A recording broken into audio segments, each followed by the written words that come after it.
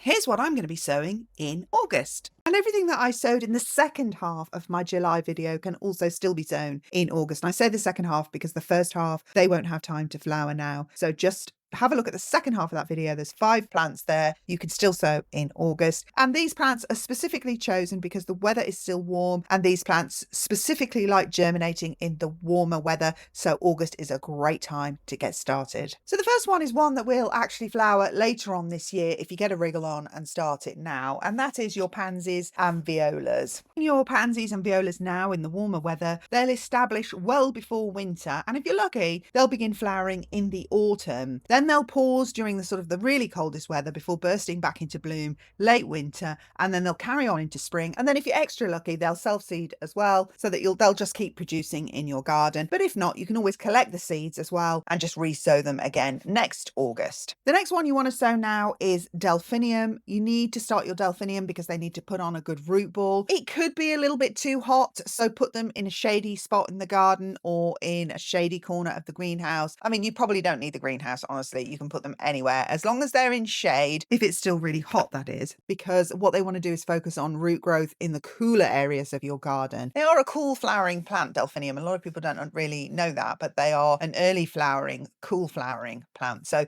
they do a lot of their best growth and bulking up during the cooler months of the year. So to replicate that and to encourage them to grow, you want to grow them, probably start them at least in the shade. And then they'll be a good sized plant come the winter. Then they will go dormant over the winter.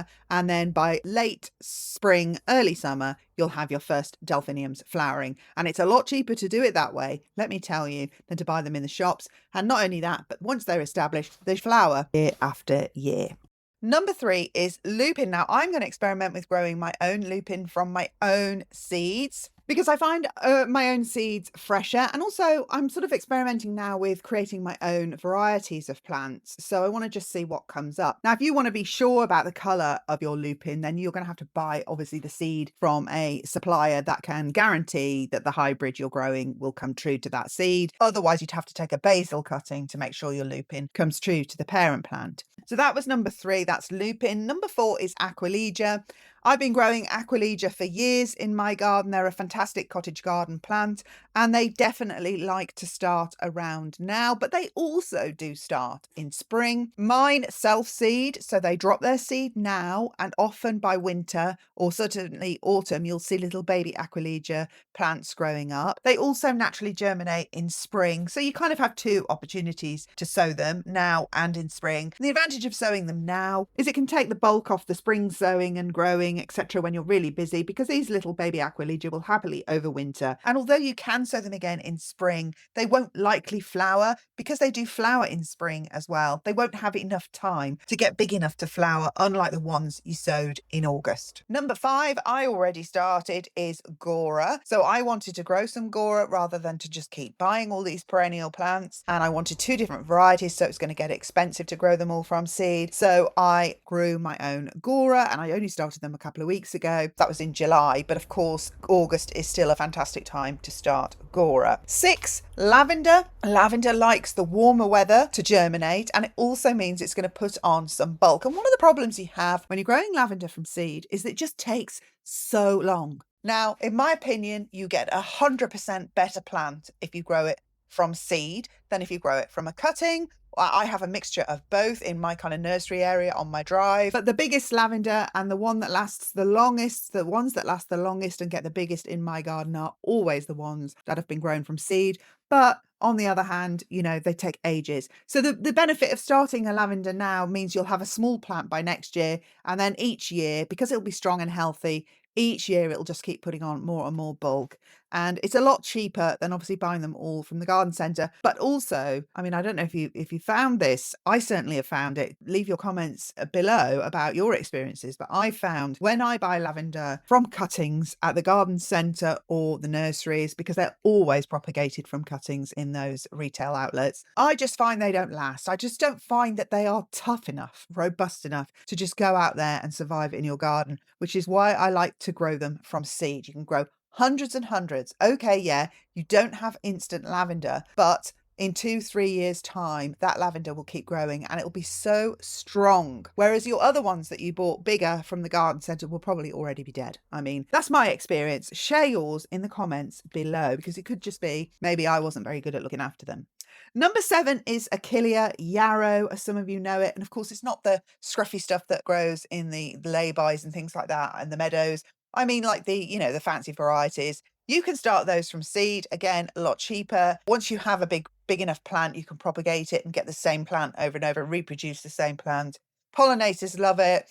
It's just a fantastic plant. I've grown all my Achillea, nearly all of them, from seed. And now all I do is I just propagate them every year. So I just have this constant supply of, in fact, I have so many Achilleas now, I haven't even planted them all up. Number 8 is Chinese forget-me-not. So you can actually grow the ordinary forget-me-not. They're a good one to sow now. You will see that they are self-seeding already, like the Aquilegia in the garden. They're already self-seeding around. More will self-seed again in spring. So it has a lot like the Aquilegia habit. It flowers around the same time, a little bit before the Aquilegia, but you can see that it's self-sows now, so it's a good time to start it now. Chinese forget-me-not is more or less the same. I mean, it doesn't look the same. It's taller and it's a little bit pink, but I'm going to start mine now. I've got loads of the other forget-me-not self-seeding, so I don't need to start those. I'm going to start some Chinese forget-me-not instead. Number 9, Agastache. I mean, it's funny because it says on the packets you need to sow these in spring, and I used to be so limited by that, but you don't need to sow them in spring. And I think it's the same with the YouTube algorithm. A lot of people, when they realize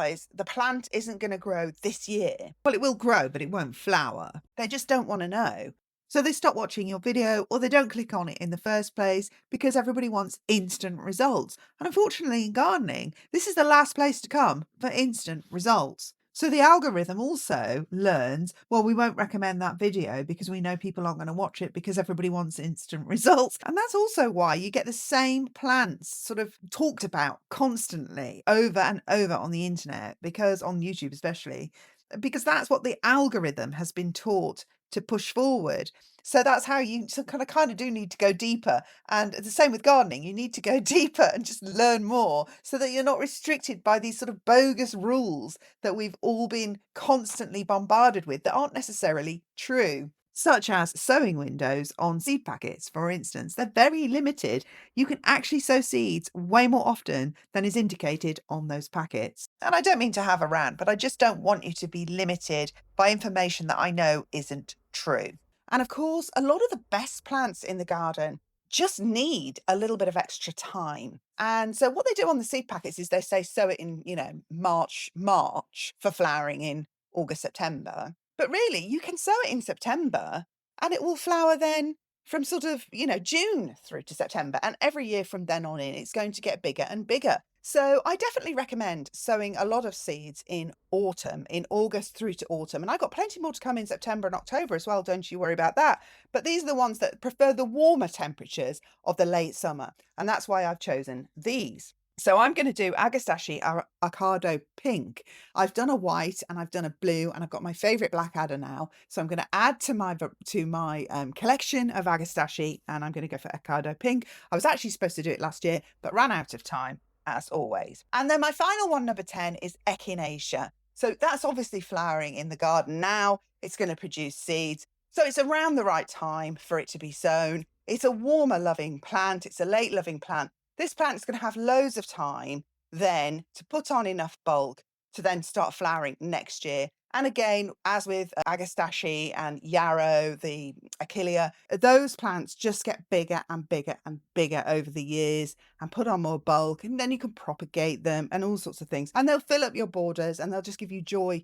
For a cheap packet of seeds now, these plants will give you a lot of joy. And, the other thing is as well, if you're new to growing, you can sow a lot of seeds. You can get a packet of seeds for £2, £3. You can sow them and yeah, okay, they won't all survive. They may even all germinate, but it's a long way to go to get a plant. So they won't all survive. But by the end of it, you might have 3, 4, 5 viable plants. Depends on the variety of seed. You may have many more. So it's worth just having a go, is what I'm saying. Those are the ones I'm doing now, specifically because of the warmer weather. Some plants prefer cooler weather, so we're going to leave those for September, October, etc. And I'll obviously come back with a video for that later on. But these are the ones you can do now, plus the 5 I mentioned in the other video in July. You can do those as well. So there's plenty to choose from. And you can also go and have a look around your own garden and see what seeds are ripe for sowing now. All right, so if you found this video helpful, don't forget to subscribe, like, and all that jazz. And I'll see you again in my next video. Thanks for watching. Bye.